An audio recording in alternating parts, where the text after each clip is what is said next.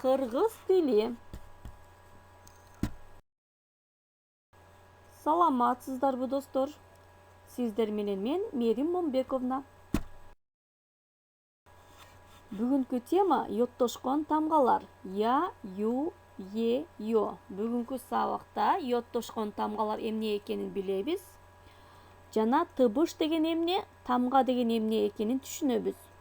Сегодня мы узнаем, что такое йоттошкон тамгалар, какие буквы йоттошкон тамгалармы и что обозначает слово тыбыш и что обозначает слово тамга.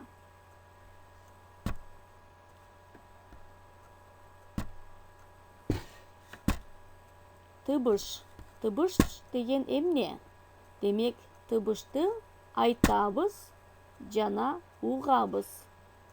Значит, это звук. Что обозначает тамга?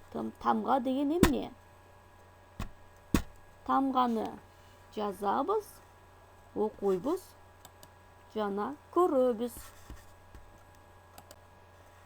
Йоттошкон тамгалар я, ю, е, йо.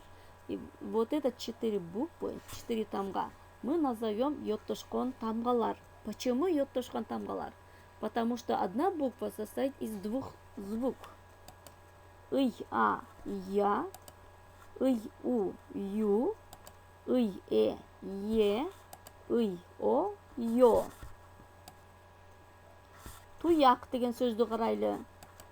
4 тамга, 5 тыбыш.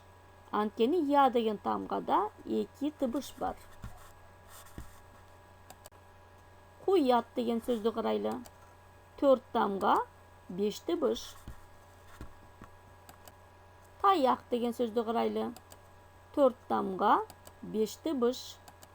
Аяз 3 тамга, 4 тыбыш. Соёт 4 тамга, 5 тыбыш. Тоют 4 тамга, 5 тыбыш.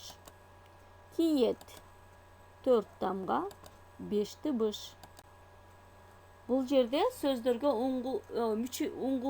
уңгулай турган сөздөргө мүчөлөр жалганган.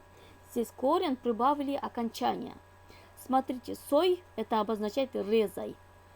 А плюс окончание о, плюс окончание т. В конце соет, резает, будет резать.